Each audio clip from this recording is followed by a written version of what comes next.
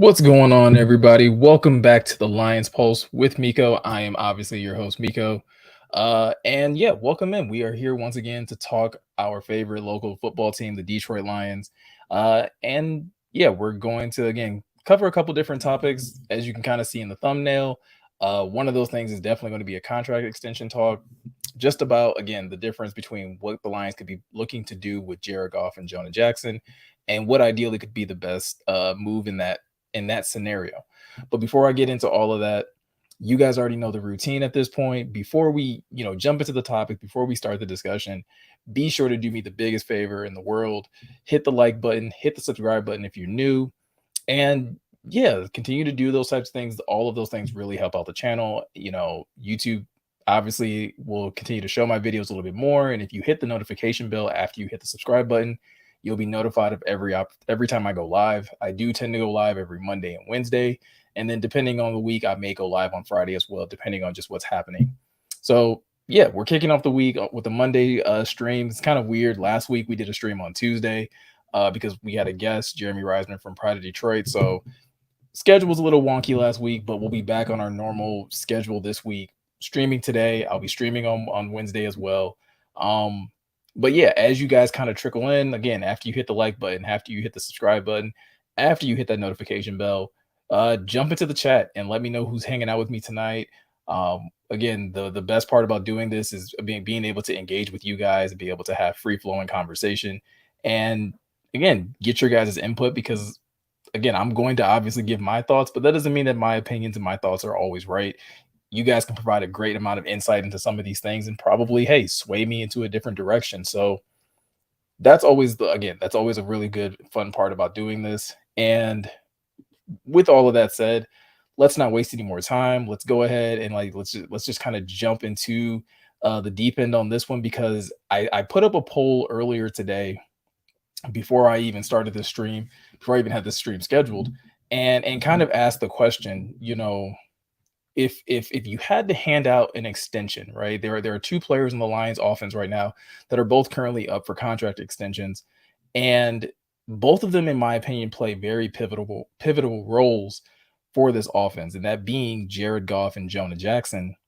And right now, both of these guys are currently playing into a situation. Well, Jonah more so than Jared, playing into a situation where, hey, if they're not signed to a long-term deal, the Lions could be losing them in the offseason or could be looking to move on from them.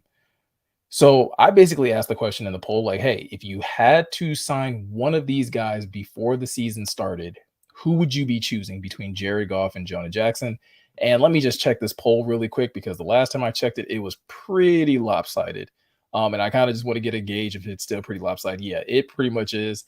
If you go to the community tab on my channel, you can kind of see the results as well as also, cast your own vote as well on who you think should be the priority. But currently, you guys have the vote set up in a way where it's the majority of you guys are saying that you would sign Jonah Jackson. And with that being about 68% of the vote, and then the other 32% of the vote going to Jared Goff.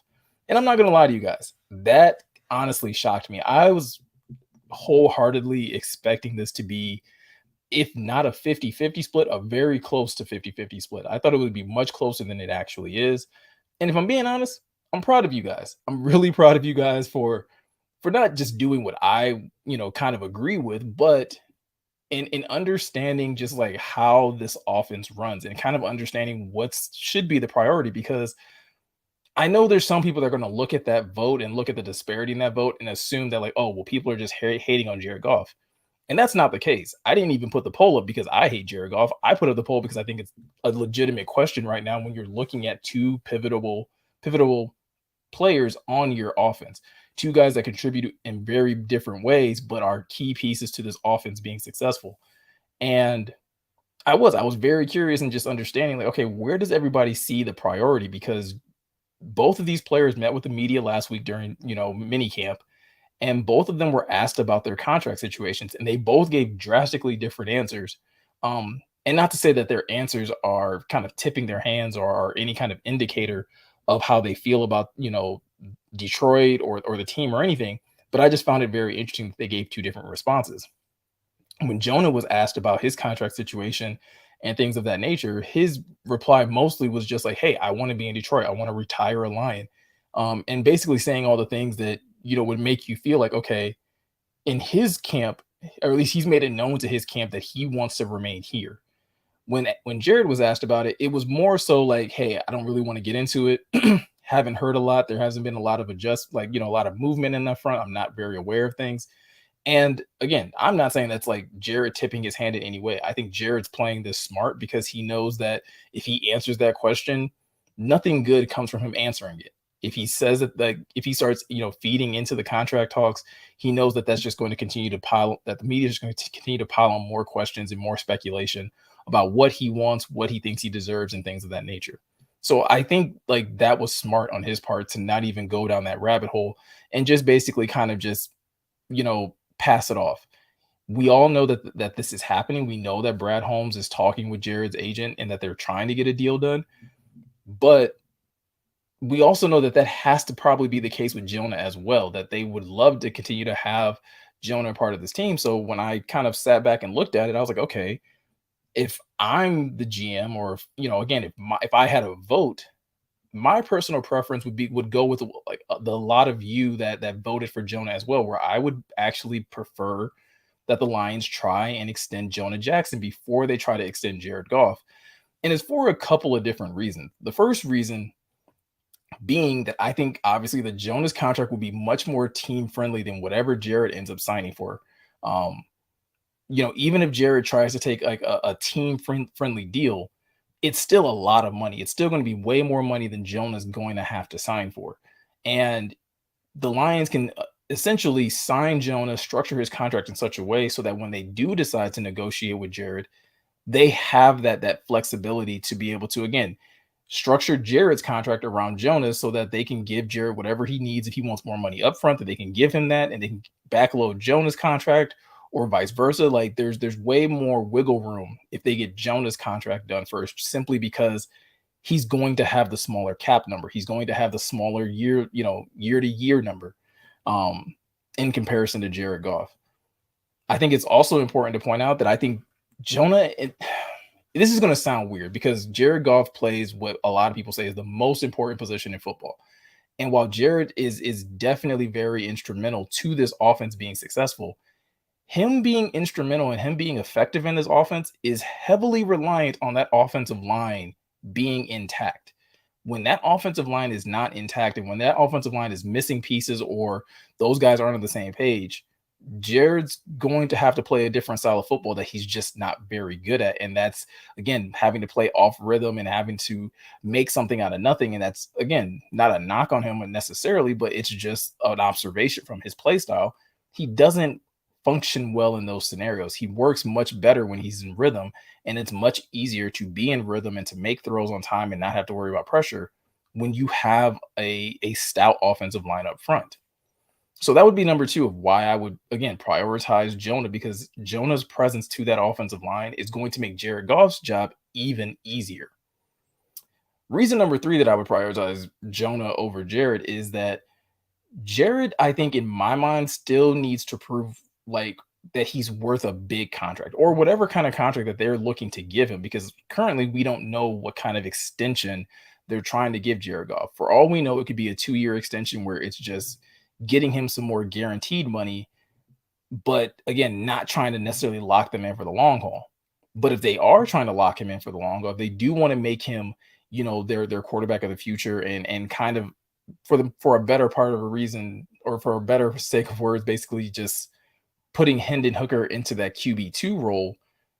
Well, I still think Jared needs to have another good year to warrant that kind of contract, to warrant a contract that puts him amongst, the top paid quarterbacks in this league.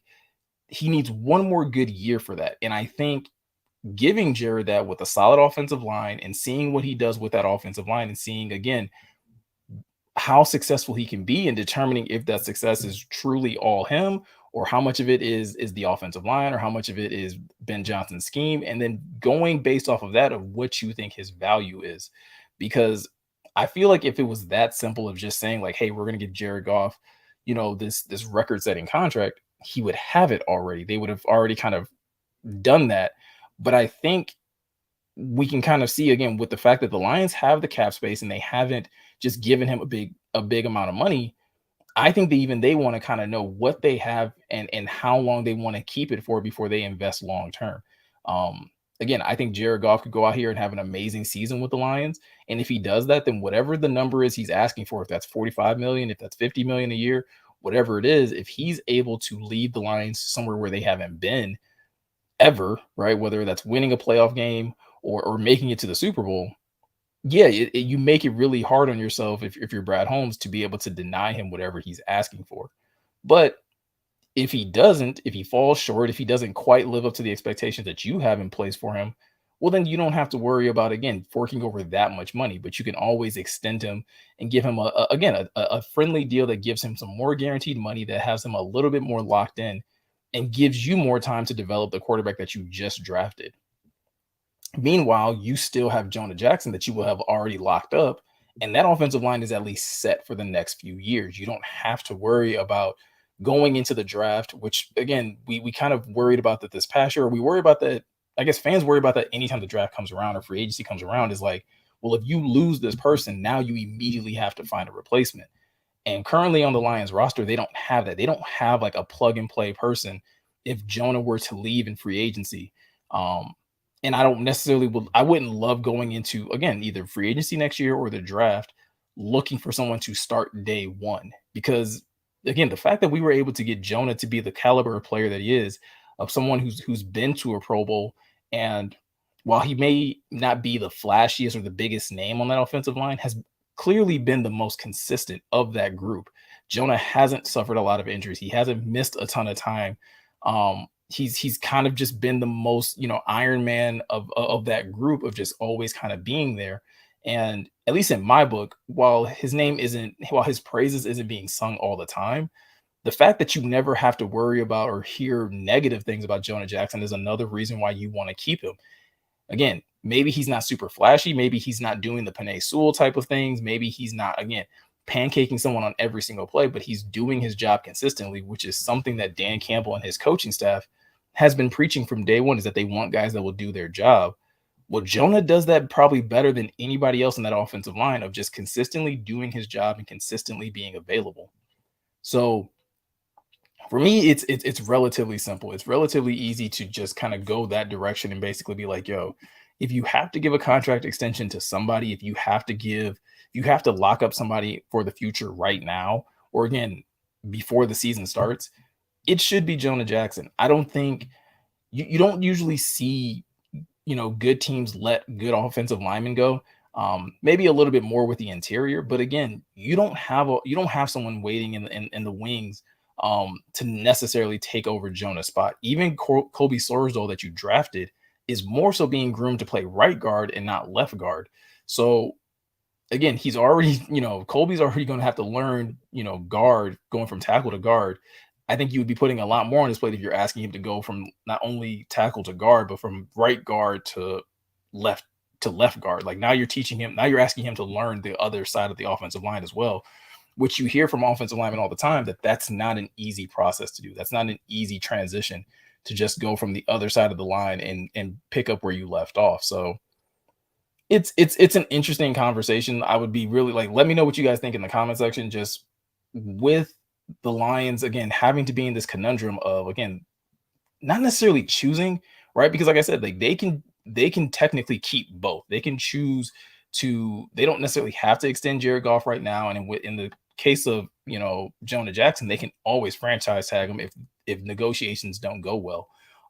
Which is something I would be in favor of. Again, keeping that offensive line intact because you don't currently have a replacement, ready in the wings. But still not probably having to give up nearly as much money as Jonah might be asking for, would be a good play for the Lions in the long term. Another thing I think is interesting is that, like, I think Jonah and Jared are fairly similar type of players in that I'm probably, again, I'm somebody who I don't think the worst of Jared Goff, but I also don't think like the best of him either. I don't think he's the greatest quarterback in the league. I think he's good. He's good for what you need, and if you have the right things around him, he can be great for you. I think Jonah Jackson, it might be very similar to that as well, where again, maybe not the best offensive lineman, interior offensive lineman in the NFL, but he's good enough for you, and he works really well with the other four guys that you have on that line. And you kind of continue to keep pieces around him, and he'll play at a high level. So it's really interesting that the Lions are going to find themselves in the situation with two players that are very similar, again, in just how I evaluate them, where, yeah, maybe not the best in the league at what they do, but they're very good and they're very important for you. So you have to determine, okay, who are we going to sign now, and who are we going to, kick the can on and play the long game with, as far as, negotiating a contract for. And I just currently think that, like, it would be easier and better for the team to wait on Jared Goff's contract. Wait to see what kind of season he puts together, and how he leads this offense, and see if he can continue to pick up where they left off, and be a top tier offense with him, leading the charge. Shout out to my guy Huggy Bear in the chat, saying, "What up, though? What's good with you, Huggy Bear? Um, dude, hope you had a good weekend." Um, yeah, man, and just like I said, so those are kind of my thoughts on Jonah Jackson, Jared Goff, and just, again, like I said, I personally would go the route of extending Jonah Jackson first, waiting on Jared Goff, seeing how that season plays out, and then making a decision on there, because, again, that'll let you know if you need to lock him up for the next 5 years, or if you maybe need to do like something a little more short term, um, and give him a 2 to 3 year extension. That way, again, you don't have to feel pressured to start Hendon Hooker any sooner, but at the same time, you also, kind of keep, Jared kind of happy in the same context. Big T in the building, saying, "What up, Domiko? What's good with you, Big T?" Um, Appreciate y'all coming by, hanging out in the chat with me. Um, so yeah, those are kind of some of my thoughts on that topic. Something else that I wanted to kind of get into it with you guys. I saw this when I jumped on Twitter this morning, and I think whenever news like this breaks, because, again, we're in the off season, there's not a lot happening. There's no breaking news. There's nothing um necessarily to, tangible to talk about. All we can really speculate on is the season or training camp, and what could or could not be. And so this morning when I got on Twitter, one of the first things I saw was that somebody, I guess, had gotten a hold of ESPN's Football Power Index, that basically listed what teams they believe have the best chances of making the Super Bowl. And the Lions found themselves at seventh on that list. So a top 10 placing, only behind Philly, Kansas City, San Francisco, Buffalo, Cincinnati, and Dallas. I don't know why we continue to throw Dallas into these conversations, because I guess the whole, like, America's team thing, but, like, it just doesn't make sense to me, right? I wouldn't necessarily consider Dallas a top contending playoff team, especially, again, how their season went last year, and especially with them having to be in the same division as Philly, who was top of this list. So I find that kind of interesting. Um, Before I jump into that, Brent DeWitt basically saying in the chat, "How much money to sign JJ? How much is it to tag him next year?" I'm not entirely sure on the tag number. I'll have to look that up, because that's a really interesting point. I know, like I said earlier, I know it would be less than what you would have to pay Jared Goff, right? Like, quarterbacks contracts are just getting bigger and bigger. And I think with Jonah, it's an interesting mix, because on one hand, he's been to a Pro Bowl, right? He's clearly a Pro Bowl caliber player, but at the same time, he's also, like, not. I don't think anyone would mistake Jonah Jackson as one of the best offensive linemen at his position. He's, again, probably in a similar situation as Jared Goff, where, like, middle of the pack ish area, right? Where he is, like he's good, and you would love to have him, especially if you have a good offensive line. Like, he will fit in seamlessly. Um, but at the same time, like, for the Lions, he's very important for what they do. Um, so that would be really interesting to see. So currently, the offensive line. So as of 2023, the offensive line franchise tag is 18.24 million for an O lineman. I don't know if that's, like, that varies based on uh again, interior versus like tackle. but that's the first thing that kind of popped up in Google is that the franchise tag in 2023, so offensive line is 18.24 million. That's a lot. That's a little more than I thought it would be. Um, and like I said, it might vary based off of like interior versus tackle. Um, Personally, like I think if you're offering Jonah anywhere between like 13 to 14 mil, I think is a good contract for him. Um, because again, like I said, like I don't know if he's currently in a position where he can command top money right now. Now, again, if you wait on Jonah Jackson and this offense is amazing, and let's say you have a top running offense and you accomplish a lot of different things, well, now you're going to be put in a similar situation as you would with Jared Goff, anyways, where okay, well, now you're gonna have to figure out, do you pay Jonah Jackson, top tier offensive guard money off of one season, essentially? Um, but personally, and Brent, I kind of agree with you, and I've seen a lot of people kind of say the same thing. Like a lot of people want to keep Jonah Jackson, and I think the poll shows that when looking at what this team does well and why this team works and why this team functions at such a high level, the offensive line is front and center. You know, um, having Panay Sewell, having Taylor Decker, having Frank Ragnow. And yeah, you've had a little bit of a revolving door at right guard between, Big V being injured and Evan Brown stepping in at times. And, now Graham's back. So maybe Graham might take that, starting spot. So yeah, that guard position has been rotating. But if you guys remember back when like Dallas was really good at running the football, and essentially like they could almost put like any running back there and they would get 1,000-yard rusher, it was because they had such a dominant offensive line. They had guys that they could kind of rely on, and they invested heavily into that. Now, the problem was they just never capitalized on it. They never were able to really achieve the things that they were supposed to achieve.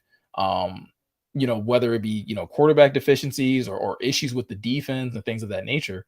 The Lions are currently set up a lot better, in my opinion. You have a really good offensive line. And you're also almost simultaneously building up a really strong defensive line after drafting Aiden Hutchinson, after bringing in James Houston, and you have some veteran pieces in Charles Harris and Romeo Quara. So like your defensive side of the ball is pretty stout as well as far as defensive line. We know what they did in the secondary with CJ, GJ, Cam Sutton, Emmanuel Mosley. So like you would like to think that like, well, yeah, if you can keep that offensive line intact with the pieces you have on defense, with the offensive genius that you have in Ben Johnson, and a quarterback that seems to function really well in this system with weapons that also help take that system to the next level. Well, yeah, continue to stack up on the offensive line, because the last thing you want to do, again, you can find good offensive linemen. Like it always seems like that you can find, like we found Jonah, third, fourth round type of situation. But do you want to have to? Do you want to take that gamble, or would you rather just, again, you have 5 guys or 4 out of 5 guys that you feel really confident in, roll with those 4 and continue to keep that group together for the long term. Huggy Bear saying Tom Brady didn't throw 30 TDs until he was 30 years old, and that is the age he became elite. Maybe Goff can be a similar rise. Is that true? Would you guys say that Tom Brady didn't become elite until he was 30? Because I know he won before that. And I don't know if it necessarily took him until 30 to necessarily hit that streak. And I don't know if we kind of got into this when Jeremy was here. I don't know if Jared Goff has a Tom Brady-esque ceiling. I don't think he does, right? I think what you might be able to get, like the best you might be able to get is a Super Bowl. Like you could probably get a Super Bowl out of Jared Goff. You could get like a Joe Flacco type of like postseason run where he's just hitting on all cylinders, and like, yeah, you're getting that. Tom Brady is, yeah. I think, and I'm again, Huggy Bear, I'm not trying to dismiss it outright, but it's just one of those things where you're trying to, when you bring the GOAT into the conversation, like it's really hard to compare even a former number 1 overall pick to that level of elite talent, because not only was Tom Brady, yes, had the elite arm, but he was just like a tactician as far as mentally in the game. And I don't know if I see Jared Goff in that light. Again, he's playing better. Dan mentioned it, last week during minicamp. Hey, Jared's playing a lot better here than he was ever playing in LA. And that's truth. And that's a fact, especially when you look at last season. They're giving him more responsibility. They're giving him more opportunities to showcase what he has. But I still like, even in how well Jared played last year, I still saw moments of deficiencies. I still saw things that he's just not that great at doing. Um, but I don't to say that he could be a Tom Brady, yeah, that's a bit of a reach for me. That's again, Tom Brady accomplished something that like I don't think we'll ever see anyone else do, right? Considering where he was drafted, considering the drive, the determination. Um, I just kind of don't really see it. Um, Josh Pylan saying depends on how he plays before we talk extension. The D stands for free agent destination. Um, and I'm curious, do you mean Jared Goff, like seeing how Jared Goff plays or how Jonah Jackson plays? Because I feel like Jonah's been fairly consistent. I don't know. I would probably like, I'm sure if we pulled up PFF type grades, maybe we could find it down here, but I feel like Jonah's been fairly consistent year to year. And I think if so I was going to the season expecting Jonah to do what Jonah's been doing, since he was drafted here and since he kind of took the starting spot, is just to be that consistent force in the middle. Um, okay, Josh saying both. Yeah, I mean, I think you could wait on both. I wouldn't recommend it. I think you would probably rather sign one of these guys so that again, you know what you have available so that in the event that like things go really well for the Lions and let's say they make it to the Super Bowl and like we were just talking about, ESPN has them at about 4.3% odds of winning it. Well, let's say they cash in big. Now you have two guys that you're gonna have to pay, and one of like you're more than likely going to be saying goodbye to one of them. And in a situation where if you win the Super Bowl, it is Jonah. Like you're more than likely saying goodbye to Jonah because Jared Goff is the quarterback that just won you a Super Bowl. And no one's going to pick an offensive guard over the quarterback that just won them the Super Bowl. Huggy Bear saying Tom Brady wasn't seen as elite until 30. He was always known as a game manager with a great defensive team. I mean, that's true. I don't know about, but again, like to say that Jared Goff is now going to become elite because he's nearing 30 is a little far fetched. Is putting a lot of again. That's a hell of a reach. That's a hell of a reach to kind of say again. Jared's getting closer there, so he can have a similar rise. I I don't even see the same level of play, right? Like again, is Jared playing better than he played in LA? Yeah, and again, in the extent of like again, he's taking more ownership. He's in an offense that clearly prioritizes what he does well, but not a whole lot that again that gets me going as far as like how he plays the quarterback position. I think if the Lions don't accomplish what they want, I think it kind of highlights exactly why they drafted Hendon Hooker. I think when you look at what Hendon Hooker offers you potentially as a thrower of the football, it's just one of those things where it's like, I yeah, that I have way more faith in that developing into something than what Jared Goff is. I think Jared Goff could definitely again, I think he could get you there. He's obviously gotten one team to a Super Bowl. I don't think there's a reason why he couldn't get the Lions there. Um, But Josh, I agree with you. I think you could. So if you don't want to, again, if it's a situation where you want to keep your options open going into the season and you really just want to see like, hey, who plays the best, I still tend to think that Jonah would be the safer bet. Again, just not just for the offense, but for the team as a whole, because the team and the offense is built around running the football. And Jonah has been way more consistent at doing that. Um, So yeah, that's kind of how I'll leave that. But going back to the whole Lions having the seventh best, Super Bowl odds, I'm this was something that didn't like surprise me because considering like how people have been talking up the Lions kind of since the draft for the most part, I feel like people kind of been really high on them. Maybe even further back, maybe even since they beat Green Bay, the people have been very, very high on what the Lions could be and the potential of them getting to a Super Bowl and the potential of them making a deep playoff run. So to see them with these types of odds honestly didn't really surprise me just because if you're gonna have networks like ESPN or Fox Sports or whatever talking you up and the fact that you could be this scary contender, Well, yeah, I think it should absolutely show in any type of prediction that comes up. But I think at the same time, I treat those predictions the same way that I treat OTAs and minicamp, where it's a nice to know, but it means nothing until the season actually kicks off.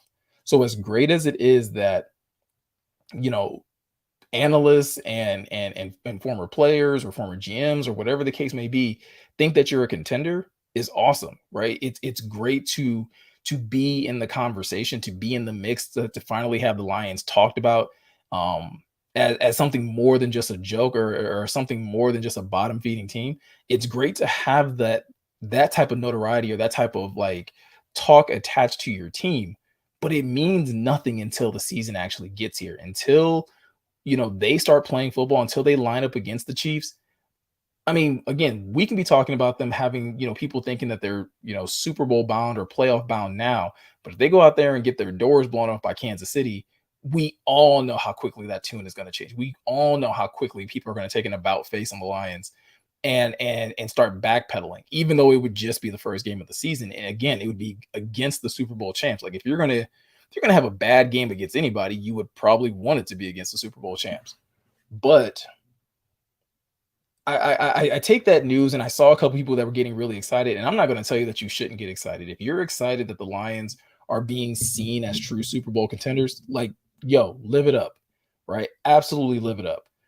But I think we also have to acknowledge the fact that this is just basically saying that you're in the conversation. Um, what happens after that still is TBD, right? We won't know that until this team lines up. We still got to get through training camp and hopefully get through training camp, healthy. Um, and again, it's all about managing expectations. Josh saying again in the chat, Kool-Aid is too sweet this year. Listen, I thought the Kool-Aid was really sweet last year. And I'm the type of guy who I try to go through the offseason and just take everything in stride, right? Just every bit of information, every bit of like updates that comes out. And it's like, okay, cool. Like this is good. This is trending in the right direction.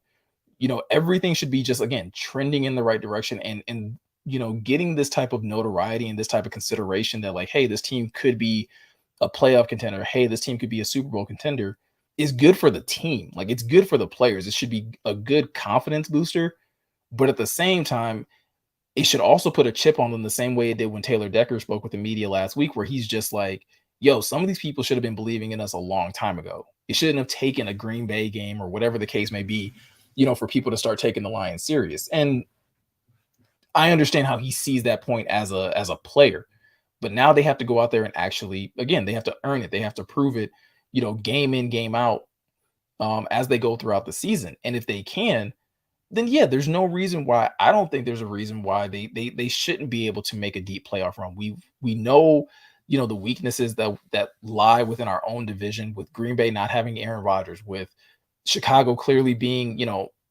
on the rebuild, track a little bit. Minnesota basically self-destructing after they got rid of Dalvin Cook, which I'm still surprised that they couldn't trade him for something. And the fact that they just kind of let him walk away is mind-boggling. But you look at the landscape in the NFC North and you see a landscape that looks very attainable. You see something that's like, yo, this team could go out there and definitely win their division. And if they could win their division, great, we can host a playoff game. And then after that, it just becomes about matchups and who do the Lions match up best against and what kind of football are they playing down the stretch of the season. Um, I think the Lions, like I said, it reminds me of, I don't know if you guys are like big musical fans. Um, I'm not a huge musical fan, but like the one musical that I've seen that I really love is Hamilton. And in that song, in that musical, there's a song that Leslie Odom sings, who's playing the character Aaron Burr. He has a song that basically says, "I want to be in the room where it happens," right? And I think that should be the mindset of the Lions right now, right? As much conversation is going on, as much as people are talking about you, and you kind of know these players, and like these teams that are going to be in the mix. In order for you to actually be in the room where it happens, you have to win. You have to go out there and you have to basically prove it game in and game out that you're a team and you're a force to be reckoned with. It's not enough to just be like, oh yeah, like in the play, Aaron Burr is someone who's an aspiring politician. He's a lawyer. He knows Alexander Hamilton. He knows Thomas Jefferson. He knows James Madison. He knows these people, but he's not really in the inner circle. He eventually gets to the point where he's like, yo, I want to be there. I want to be in the inner circle. So if the Lions really want to be in the inner circle, they've played Philly, they've played Dallas, they've played these teams also recently, right? So they know of them, they know about them. But if you really want to be in the conversation, if you really want to be where like actual things are happening, being in the postseason, winning those playoff games, those things don't happen just because you're thrown on a list. It happens because you started winning games. So again, it's that time of year. Like Josh said, the Kool-Aid is sweet this time of year.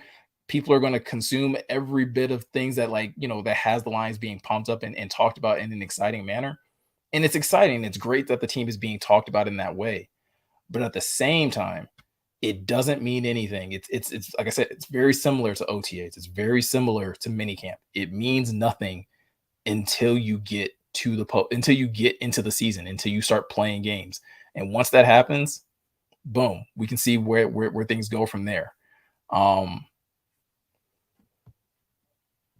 Let me see what you guys are talking about in the chat. Josh saying, did you hear Campbell talk about Goff's growth, learning protections, and being asked to do a lot more than LA? Yeah, for sure. And I think that's, again, if there's a reason to be optimistic about his growth, it should absolutely be that. What that growth turns into, I mean, again, we kind of have to wait and see. We saw glimpses of it last year where I think like that was the best Jared Goff I had seen in a long time. And I don't know, like I said, I don't know if it gets much better than that. I'm not saying that it can't be better. It can definitely be better, like especially how it was the last, stretch of the season and things like that. But I don't know how much better it gets than, again, what he threw like 7 interceptions, 20 like 21, 22 touchdowns. I don't know if it gets that much better than that going down the stretch. Huggy Bear saying, I'm more concerned about the one person who has proven to lose games for the team, and that's Dan Campbell and his decision making. I need to see a full season of no dumb decisions. I don't know if you're gonna and kind of like how Josh said, second half of the season, Dan Campbell was better. I don't know if you're ever going to see I don't want to say I think Dan has gotten much better as a coach, especially from his first year. But yeah, he's still going to make decisions. He's still going to gamble. And I think if you're talking specifically about fourth down decisions and things like that, the best I can tell you is that the way I look at fourth down calls, it's a pass fail, right? So if Dan decides to go for it on fourth down, if they get it, awesome. If they don't, that's just the roll of the dice, right?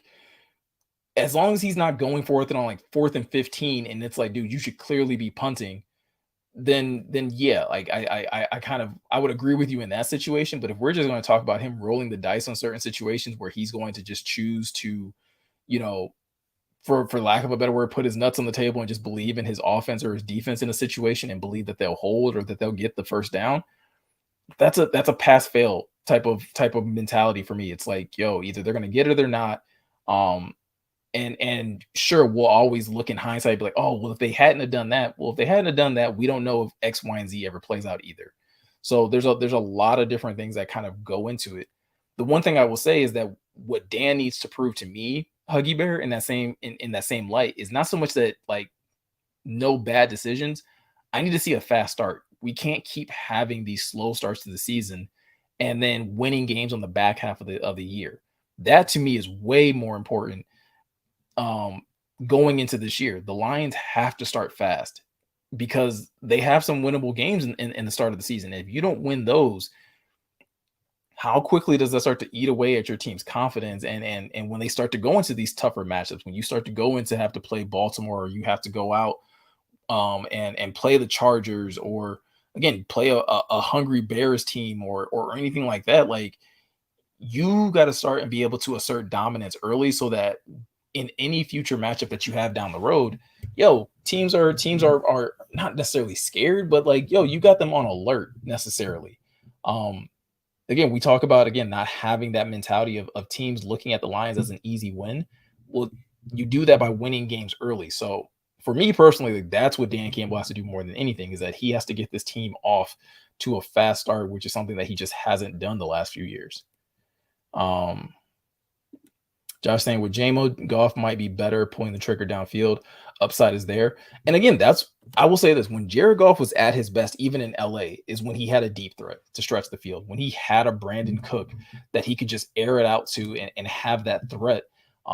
Which again, he also had a Todd Gurley. So like there's a lot more things that are lined up for Jared to be successful. I'm not saying that Jared can't. I just don't know how much better it gets. I don't know. You throw a name like Tom Brady out, I'm gonna bristle. I'm gonna pump the brakes every time because we're talking about, again, arguably the greatest quarterback that ever played in the NFL. Um, and a guy who just, in comparison to a guy who just hasn't quite lived up to every expectation that was probably heaped on him just yet. But again, Jared's on his way. He's making improvements. There's no reason to think that he couldn't be better, right? And I just got to see it. And in the way that I look at it, he's had one season, his first season here, that wasn't very good. And I know the talent wasn't as good. And then he's had a season where he was really good and the talent was there. I have to see which one is more true. Which quarterback are we actually going to get? Is the quarterback that can handle pressure and navigate a pocket and not get rattled and not fumble the ball just because someone gets close to him? Or is it, again, more of what we saw in 2021? Again, I'm leaning closer to what we saw last year, that they'll be able to continue what we saw last year. But again, I'm not gonna. I personally, guys, I just can't go in there blindly and be like, oh yeah, he'll absolutely be that guy all over again. Um, Brent saying, love the way Brad built this team through the trenches. Still wants to see an experienced QB2 that can go 4-1 or 3-2 if Goff goes down. Yeah, I think that's one of the things. I mean, again, when we were talking like earlier in the offseason, when we were talking about the whole like, hey, do the Lions go out and get Teddy Bridgewater thing? Because I do feel like this team is a Jared Goff injury away from, all of this talk about playoffs and Super Bowl. Like, you're a Jared Goff injury away from that just evaporating. And while that's true for a lot of teams are, their starting quarterback getting injured away from them just having a terrible season. Look at the Rams last year. You would like to think with how easy your division looks, if you have a quarterback that's competent, that can actually just go out there and play well, that maybe you can keep that hope alive because of the offense that you have built, because of the defense that you have together. And you just need a guy that can go out there and just, win a couple games. And yeah, Brent, I kind of agree with you. I don't like the thoughts of our playoffs hopes resting on Nate Sudfeld. I don't love it either, even though, again, it's OTAs and it's minicamp, and there were reports that he played relatively well. Again, I would still prefer someone that's a little more proven, especially, again, you're talking about like if Goff goes down for a couple games. I mean, again, what if it's something more serious? Well, again, you're a Jared Goff injury away from this entire season just being a wash. And while I have a lot of faith in what Brad is building and that this team would be able to rebound the next year, the rest of the division isn't going to wait for you, right? The time to strike is now. And so maximizing and getting the most out of the season is a really big deal, in my opinion. Josh saying, agreed on coaching and winning fast, but they got schooled by Bill in New England and Pete Carroll at home. Some tough lessons for all coaches. I expect them to be better this third year. And again, that's where I think, like, again, we should see the improvement in how fast this team plays. You've had 2 years you had your first year as a rookie head coach, maybe that didn't have the best talent around. But again, you got those guys to, like, you were able to build a level of belief in that young core, in the core that you were building. You go into next year. Next year was very disappointing the way that season started. It just was. Like, you played so close against Philly. You come back, you play Washington the next week. You beat Washington. You lose close to Minnesota, and then you shoot out against Seattle. That was kind of a shootout, but also it just looked really one-sided at times. Then, like you said, you mentioned, they get their doors blown off by New England. come out of the bye, you lose to Dallas again, and then yeah, slowly things started to get together. But like, I mean, literally, this team was a game out from getting into the playoffs, and we're everyone was saying, oh well, this team would have been a scary team to play against if they had got there.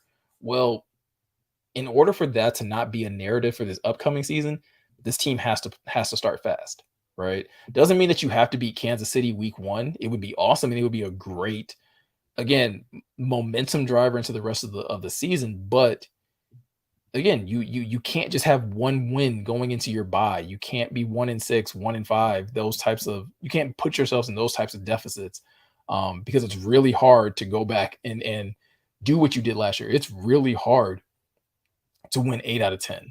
That's a really tough situation to put your football team in.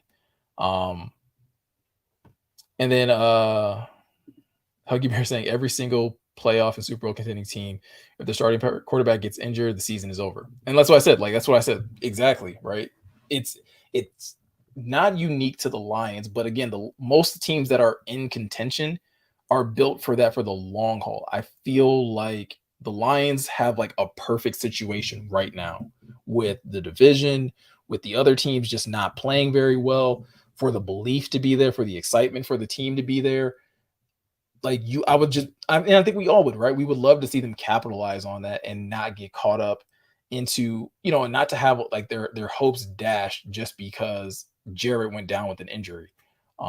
If you had somebody that could come in there, whether that's Nate Sudfeld or like Brent kind of mentioned in the chat, hey, if Hendon Hooker magically can be ahead of schedule, yeah, he's a rookie, but I think this is a really good system for him, which is why he was drafted here in the first place, is because I think this team kind of feels like, you know, this that they can kind of get the most out of Hendon Hooker as his career kind of develops. So it's an interesting conversation when you start to look at where this team could go and what they could accomplish, but then you also realize like, hey, a lot of these things, like all these opportunities are within grasp, but they can quickly be, evaporated by a number of things. Again, going back to like the Jonah Jackson or Jared Goff conversation as far as who deserves a contract extension, as much as I can say like, well, hey, if Jared gets hurt, your season's probably over.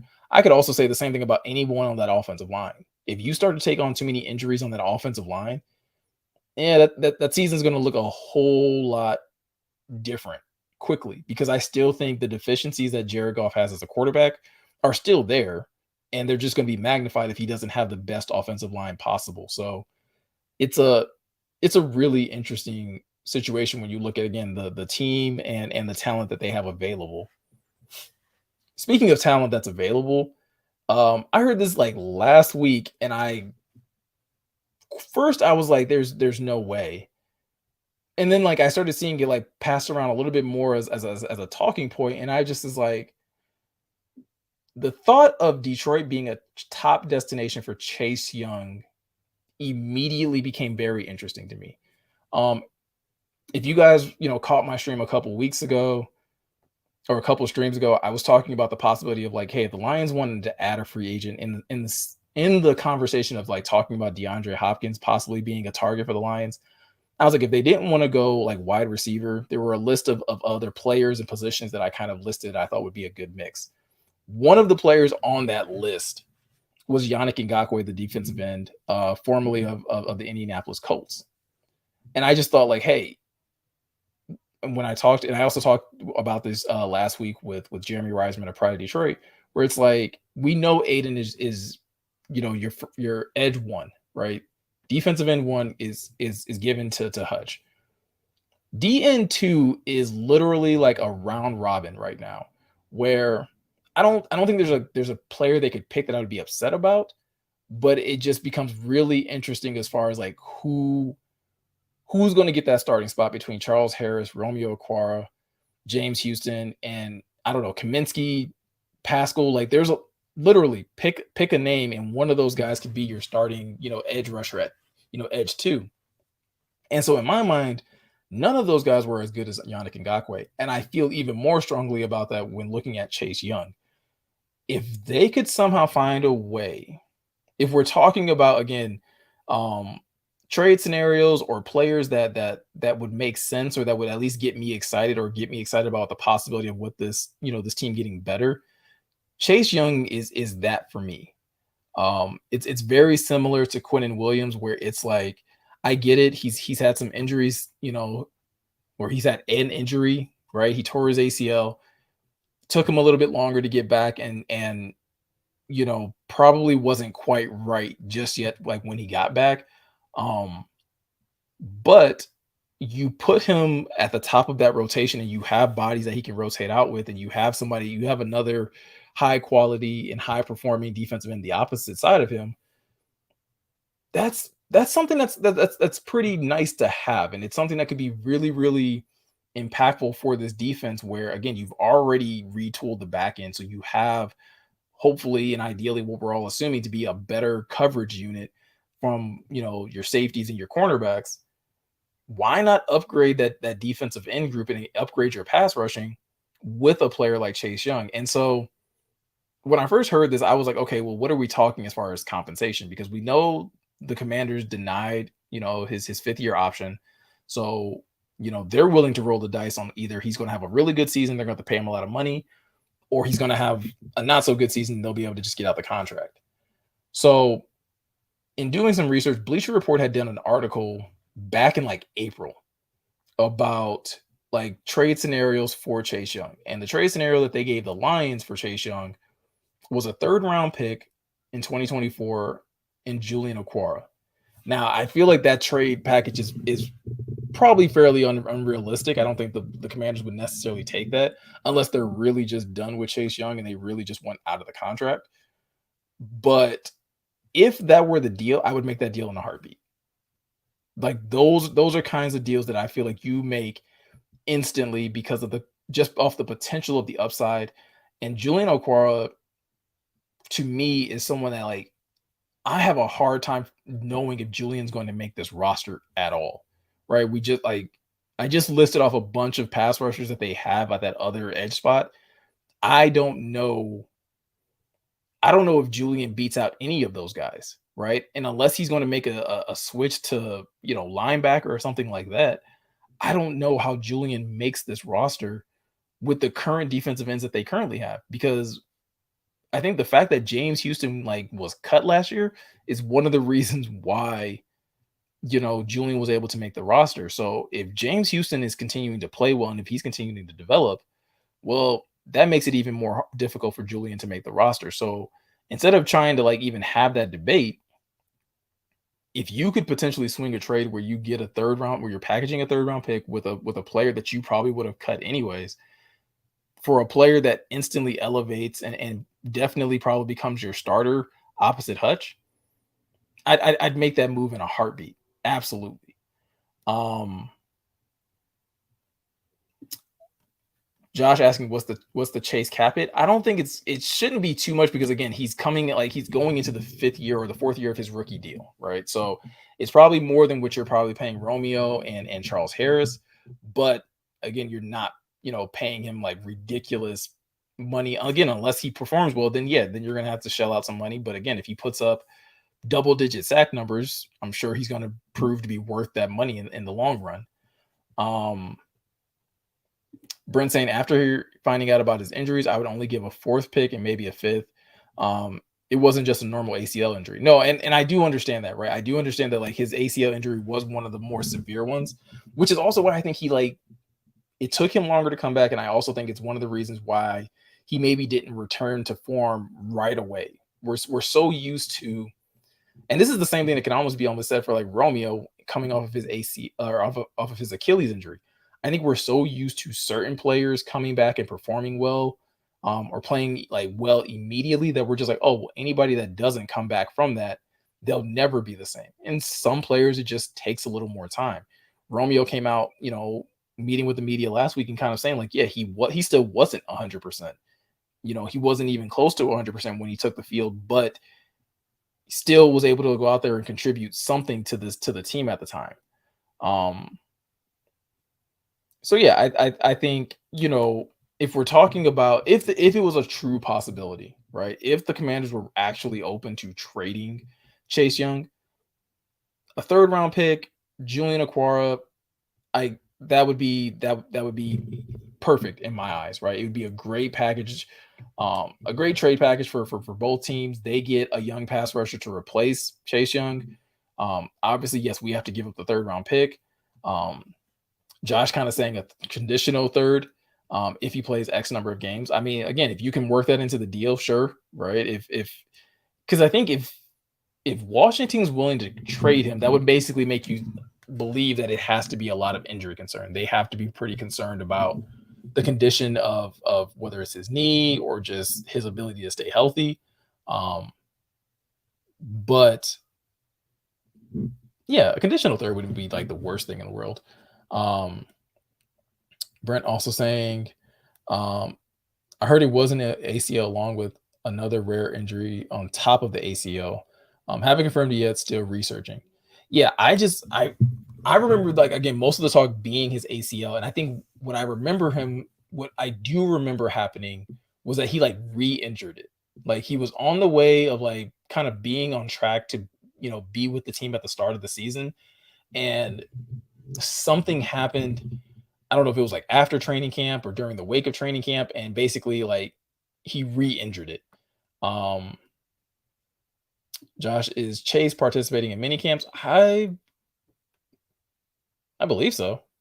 Right? I don't think he's holding out. I mean, there's nothing like there's no reason for him to hold out. He can't hold out if they denied his fifth year option. So, and I know he's not hurt. So, you know, if he's at if he's healthy, he's supposed to be there. So I don't think there's any reason that he wouldn't be at minicamp this time of year right now. So I don't know. Like I said, it's an interesting trade proposal. I'll be honest with you guys. I'm trying not to do like bring up every player that gets rumored to the Lions. I'm really only trying to focus on the ones that really make sense and that are really um that would actually make a difference if they were, again, if they were to be signed or traded for. Um, because I know, like, again, it's that time of year where there's nothing to really talk about. And so I don't want to make it seem like, oh, the Lions are absolutely going to go in for this player. They absolutely should. I just think it would make sense if Washington did make him available. If we heard tomorrow that, like, hey, Washington is absolutely taking calls, and they're listening to offers. Again, I will always say this with any player that's available, whether it's a free agent or someone that's being, made available via trade. Brad Holmes should always do his due diligence to just see what the asking price is and to determine if it's an asking price that he's willing to pay. Because you never know, again, how badly another team may want to just move on from a player, whether it is, taking a late round draft pick and a player just to get a certain player off their books. Um, so yeah, okay, so I was right. Yeah. So it was an injury that happened during his rehab from the first injury. So yeah, like, and so I don't know what kind of red flags that sends up to for teams. I do remember I feel like at the time, like it was received very negatively. And I think a lot of the blame was kind of heaped upon him of like him just not doing his due diligence um during his rehab. But again, we just don't know, right? Some of these players, like I said, people are coming back faster and faster from ACLs and Achilles injuries. And I think you're occasionally going to get players that just push it too hard. And it's not being stressed enough that every player is different, everybody's body is different. And so, the Lions are doing a whole new thing with their, training staff and things like that. So again, if the Lions were to make that trade, I would first believe that they have enough information on his injury. I don't know. Maybe that's a really difficult, that's a touchy subject to bring up because they supposedly had information on Levi's situation as well, and we kind of know how that played out. But I digress. Let's just say that if they did have the proper information and they felt confident in their staff to keep, Chase Young healthy, and again, whether that is limiting his snap count, whether that is just, you know, getting him into a different program, maybe doing something different with his body, whatever the case may be. Um, like I said, I think it would be an interesting move for the Lions as far as just again trying to find a piece that they can add, additional piece that they can add to this defense. It's not a defensive tackle. I know we all would love for them to get a defensive tackle, but if it's not a defensive tackle, I'll take another impactful defensive end any day of the week. So, last topic I wanted to get into before I get you guys out of here. I'll admit to you guys up front, this is me looking way into the future, right? This is something that may not have, or not may, this does not have any implications on the Lions today at all. But I found it very interesting when I was just like, and again, reading about stuff going on in the NFL, and this is something that's being talked about fairly frequently. If you guys have heard about the talk about the negotiations that Saquon Barkley and running back Josh Jacobs are kind of like going through as far as being put on the franchise tag. I think Tony Pollard is also in this as well, of some of the top tier running backs in the NFL not being able to hit free agency and are being put on the franchise tag. And now, I know Josh Jacobs and Saquon at least have both been kind of verbal about almost wanting to take a stand and trying to garner some level of respect for the running back market. And the reason that I feel like, the Lions need to necessarily, pay attention to this, developing like storyline and negotiations is because I do think it will eventually have an impact on how the Lions will have to negotiate in the future with their first round running back that they drafted in Jahmyr Gibbs. As most of you guys probably know, Josh Jacobs and Saquon Barkley were obviously both first round drafted running backs, and they both performed at again, Saquon struggled with some injuries early in his career, but as the last couple of years has put together 2 really good years. He's been to the Pro Bowl. Josh Jacobs, I think, led the league in rushing last year. Has had multiple 1,000-yard rushing seasons and has been a key contributor to the Raiders' offensive success. Whether the Raiders were winning games or not, Josh Jacobs was always one of their key contributors. Same can be said for Saquon. And now they are finding themselves in situations where they're kind of like having to fight for, quality or what they believe is their value as far as contract wise. And when I look at the Lions have currently in Jahmyr Gibbs and what we've all heard them talk about as far as like the utilization of Jahmyr Gibbs and what they hope to do with him, he's not just a running back, he's a weapon, and he'll be a threat in the receiving game, and he'll be this and he'll be that. It kind of gets me wondering, like, okay, well then, again, this is many years down the line, but it wouldn't shock me if the Lions find themselves in a similar situation down the line where Jahmyr Gibbs, again, if he hits at his ceiling, is going to be in a situation where he's going to want a certain amount of money, and the Lions are going to have to make this really tough decision of, do we pay Jahmyr Gibbs, excess of 15, 16, 17, $18 million as a running back? One of the biggest issues and one of the biggest gripes that some people had when it came to drafting Jahmyr Gibbs is, again, right, positional value. The positional value of a running back just isn't as high as other positions. And when you look at, how different positions are paid, yeah, running backs are kind of near the bottom of that. Obviously, like, special teams players are, yes, kickers, punters, long snappers, they're clearly at the bottom, but like running backs are not paid nearly as well as some of the other positions. Specifically, when you look at like wide receiver, the top paid wide receivers, are making very close to $20 million a year. Justin Jefferson is going to probably get paid well over $20 million a year. Jamar Chase, when he gets his deal done, is probably going to get well over $20 million a year. Meanwhile, some of the best running backs that have played are still kind of sitting around that 12, 13, $14 million a year range. And how Saquon Barkley and Josh Jacobs approaches free agency and what kind of deal they get and what kind of deals they command is going to have, like, again, I believe will have a ripple effect throughout the NFL, because you're getting more and more versatile running backs.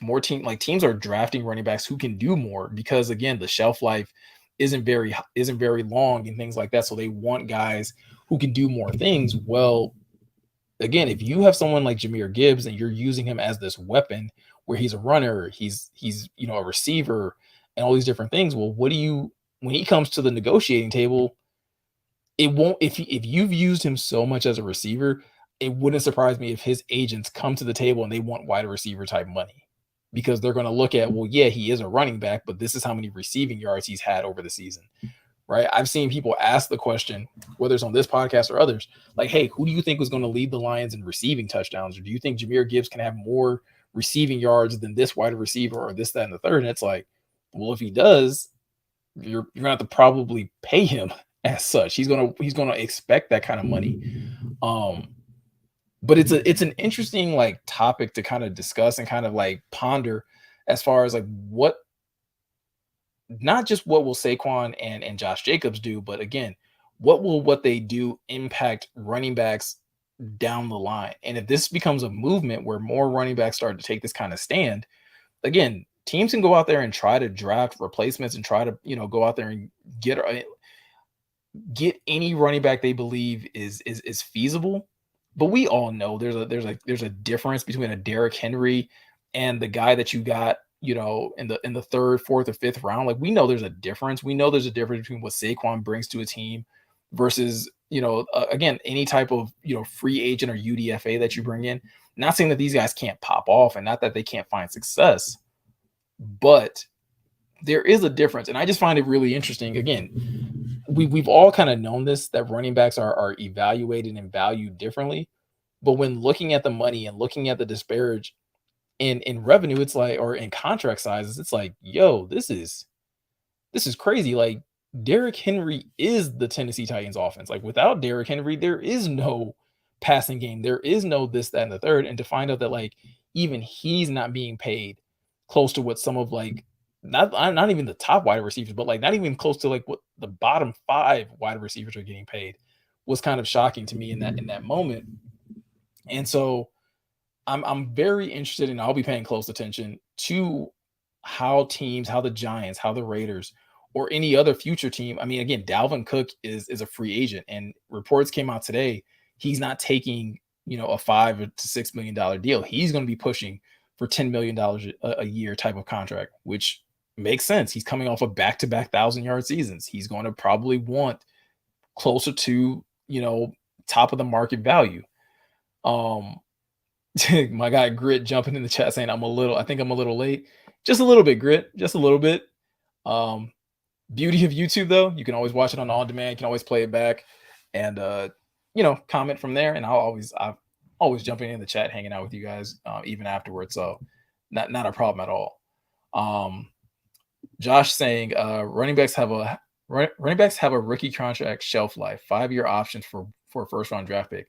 And and I think that's the interesting thing. And I wonder, because if you're a running back, if you're Saquon, if you're Josh Jacobs, if you're Jahmyr Gibbs in the future, or even in the present, right? If you're Jahmyr Gibbs, you got drafted, you essentially have a 5-year contract with this team.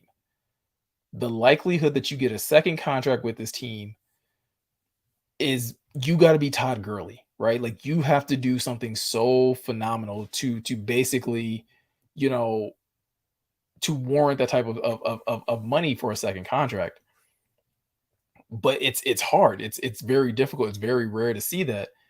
And so if you can't get another like 4 or 5-year contract, I wonder if we start seeing running backs take shorter contracts, but just with more money. Like I'll take a 2-3 year deal, but you're going to have to up the money. Like you're not going to be able to pay me. It's like, and I mean running backs that are like, again, that are like the Derrick Henrys, that are literally like the motor of their offenses, right? Nick Chubb, Saquon Barkley, like your offense doesn't function the same without these players.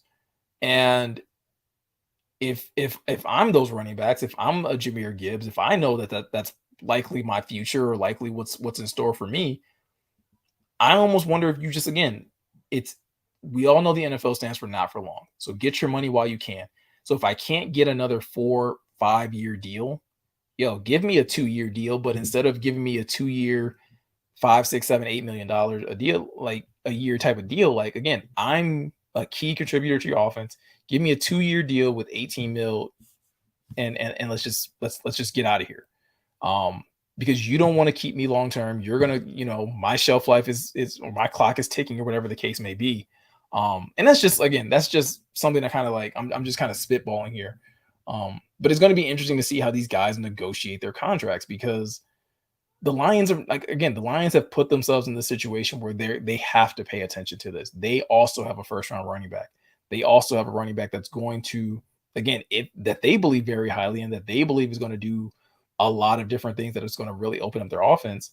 Well, if it opens up your offense, it's also going to open up your wallet, and then you're going to have to be willing to negotiate in good faith. And again, if Jahmyr Gibbs is this, talented running back, you're gonna have to pay guys like Amon Ra first. You're gonna have to pay guys like JMO first. And if he starts seeing the money that they're getting and he knows that he's contributing just as much, it's going to make negotiations tough. So it was something that, like I said, I was kind of checking out, as I was kind of getting ready for the show today, and I was just like, yo, like this is really interesting, not just as an NFL topic, but like this is actually relates pretty well to the Lions and their situation with Jahmyr Gibbs, albeit down the line in the future. Um, Nothing that they have to worry about right now, but if they're not careful and if they're not, not even if they're not careful, but if they don't have a plan in place for how they're going to handle Jahmyr Gibbs down the line, you can find yourself in a very similar situation where where your running backs talking about, you know, not just skipping mini camps and training camp, but also talking about sitting out for an entire season, um, which no one ever wants to hear that from any player. So that's uh that's pretty much the show, guys. That's everything I had to say. Grit saying I blame the Secretary of State, bro. That's all you had to say. I understand. Secretary of State, you should have made an appointment. That way you could have been in, out, and yeah, nothing to worry about. Josh saying value Gibbs like a wide receiver. Again, if you do, like be ready to pay that price tag. Do you guys remember when Debo's contract was up and they were trying to like pigeonhole him in the running back category because they were using him as a running back so much? And he was like, no, I'm a wide receiver. And he wanted wide receiver money, even though he was being utilized as a running back.